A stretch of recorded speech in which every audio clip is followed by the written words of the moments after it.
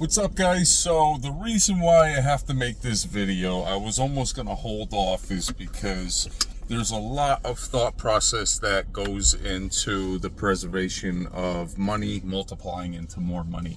And one thing you have to understand is that when you have a little bit of money, you could turn that little bit of money into a lot of money, but you have to do it in a way that works best for you.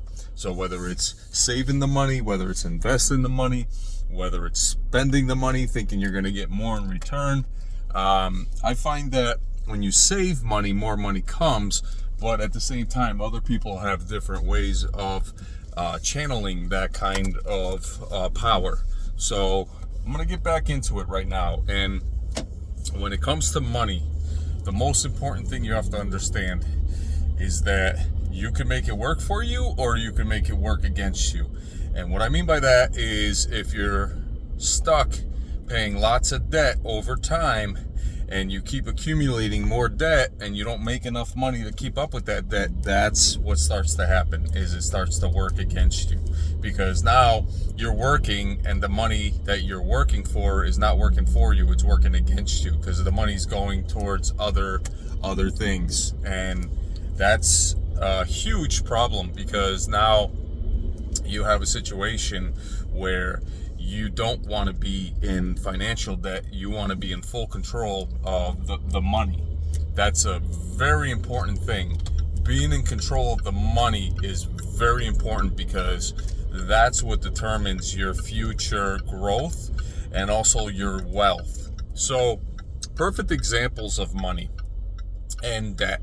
So, you have money and then you have debt. Now, what happens is say you have a small credit card. Say you have one big credit card that's about maybe a debt of like $2,000 to $5,000, and then you have a small credit card that's a debt of like $500 to $1,000.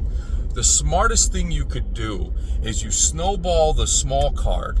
And what I mean by that is you pay that off, get rid of that small card, because then you could take bites out of that big debt and turn it into a smaller debt. So that's the snowball effect. So once you pay off that big debt, you no longer have to worry about that. Once you pay off the little debt of 1,000 or 500, you don't have to worry about that anymore. Now you can start to take chunks away from the big balance that you're trying to go after. That's how you pay off debt smartly. You don't pay it off by trying to pay off the big card first and then the little card. No, because the little card, you could smash that. Keep the card. Don't ever cancel, close it, because when you do that, you end up hurting your credit, and your history is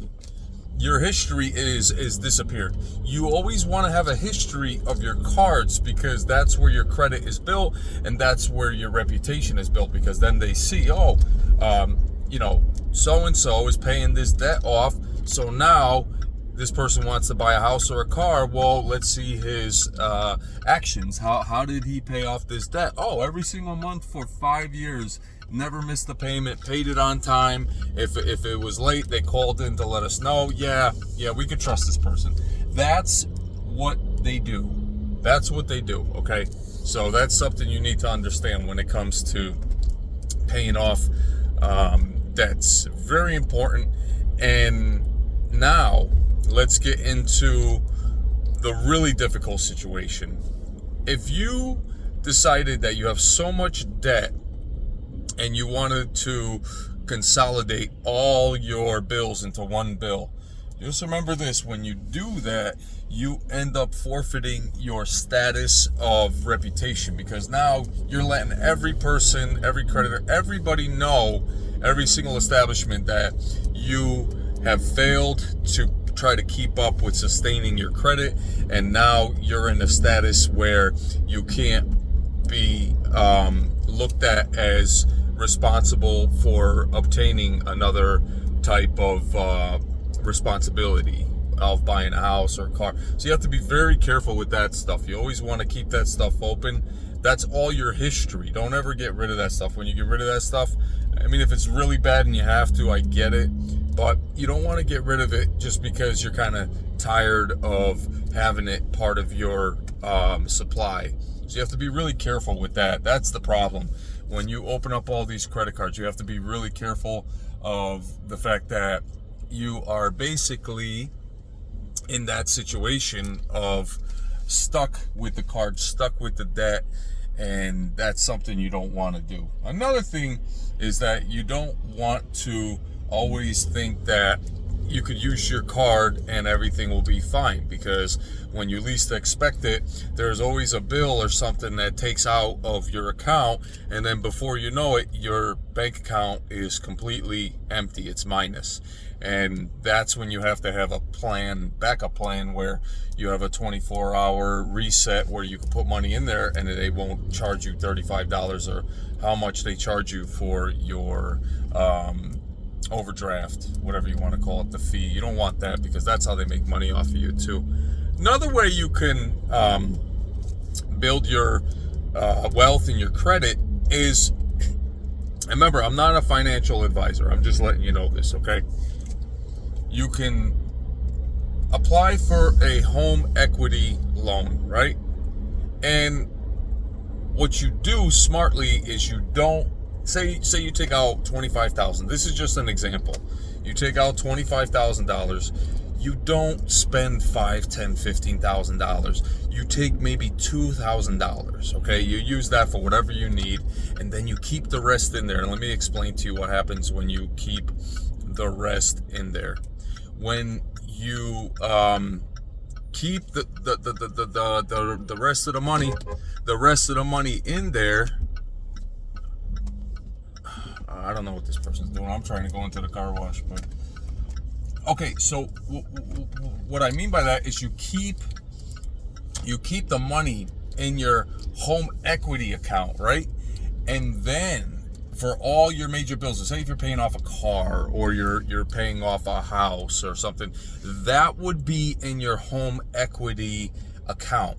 You don't put credit cards in there unless you know that you'll be able to make those payments. Because remember, when you have the home equity account, you only are able to make like 10 transactions a month, and then there's fees. So you have to be really mindful of that. But here's what you're doing. You're taking that $25,000, you're taking maybe $2,000-$3,000 out for your own personal. Now you have $23,000-$22,000 back in there. You know that when you make money, you're just gonna put it back in there, and you're actually gonna build your credit two times, and you're gonna have that money on an emergency on a given day when you need to have that money. It's there. So many people do this all the time. Every now and then I do it if I have to. You know what I mean? But what I'm trying to say is you're taking that money, you're letting it sit in the home equity loan account that you have, and then when you get your paycheck, when you pay your bills, you take a little money, you throw it back in there. So then they see that you're making moves with that account. So now they know that when it comes time to getting that money, because it's a loan too. So now you're building interest on the loan. So eventually you'll get more money in return than you think. It's a win-win situation, guys. Like I'm not making this up. It's a win-win situation. And so in my opinion, I think it's a awesome idea for someone that just wants to be ahead of the game and they want to have extra money. That's what it all comes down to. So now you have to say to yourself, do I want to just rely on the money that I make and not have like a loan or investment? Or do I want to have some money from the bank? People do this all the time. They take the money out and then they spend maybe about $2,000-$3,000 and they keep the rest in there because that's for emergency, but it also builds them credit. It helps them get loans faster. Their reputation becomes more elite status. So if you ever wanted to do that, you own a home and you want to just take out an equity loan, do it, because what's happening is you're able to build your credit and sustain yourself on that loan. I've done it before. I do it again if I have to. So with that being said, that is the next step. Now, the third step you can do is look at all your assets and see if there's anything in your household that you no longer use that still has value in somebody else's life, whether it's a car or a piece of machinery, whatever it may be. And you can make a huge purchase, or you can make a huge investment that way by selling the item. You know, like if you have a car that you no longer use, and everybody's got a car they use, but there's a car that's sitting in your garage, or then you sell it and you make some profit off of it. So I gave you 3 key ways to accumulate huge amounts of money, but you have to follow the rules, to follow the steps, and you will become a lot more confident because you'll have all that money in there, and that will help you grow more money. So now we tackled how to water the virtual money tree. I'm telling you how to virtually, instantaneously make that tree grow like a chia pet in your household. That's the loan in the account. And then the third was assets that you have. And also, you could be doing side work, side projects on the side that benefit you and your family when it comes to sustaining a budget, managing your household and your finances. So you have all the steps that I've given you. Now remember, I am not a financial advisor. Just want to let you know that. But what I am is a smart thinker. I am a logical minded thinker. So that's what you need to do, is you need to consider those things, especially if you own a house. It doesn't hurt for you to take out that money and then spend like $2,000-$3,000 and not have to worry about it for a long time. Plus you're building your credit, and remember, when you work, you put that money back in there. So when you put that money back in there, you're winning. No matter how you look at it, you're winning. It's not, it has nothing to do with anything bad. It's actually a good idea. So my best advice is, if you have that opportunity, take advantage of it, because it works and it's a huge benefit in your life and everything. It's absolutely the best thing. The best thing that you could do is having that money from the bank, and then goes into your account, and then you no longer have to worry about not having money. It's a win-win, guys. So those are, like, I've given you guys some pretty good tips on how to have a huge amount of money and to build your credit. Always remember that the banks are not always there to benefit themselves. There's benefits that the banks can give you if you use the right steps and tools. And I just gave you the right steps and tools. So the most important one is you take out that home equity loan, right? For $25K. You spend maybe about $2,000-$3,000 on whatever you need. That's the whole point of it. And then you keep the rest in there and you just let it grow interest. And then you spend money and you work, and then you put your money in there. That's going to be your account that pays your bills, that pays the house, that pays the car. That's the account, because they're taking money out of that. Meanwhile, you're growing your credit and you have the money, and then you put money back in there. That's how you do it, but you have to manage it right, or else it could go in the wrong direction. So that's something you have to understand. Now, I've given you all the tools you need. It's up to you to use them wisely or lose them fast. So that's something you need to understand. Use them wisely or lose all that money fast. So with that being said, guys, I'm just tanking up my car. Give me a second. You guys are with me for the ride. Just washed it. Now I'm going to put some fuel in the car.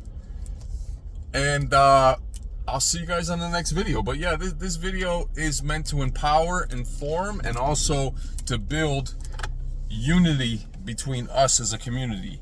I'll see you guys. Stealth Dragon. Hit the like button, share the video, comment, leave a like, and I'll see you guys on the next one. Stealth Dragon.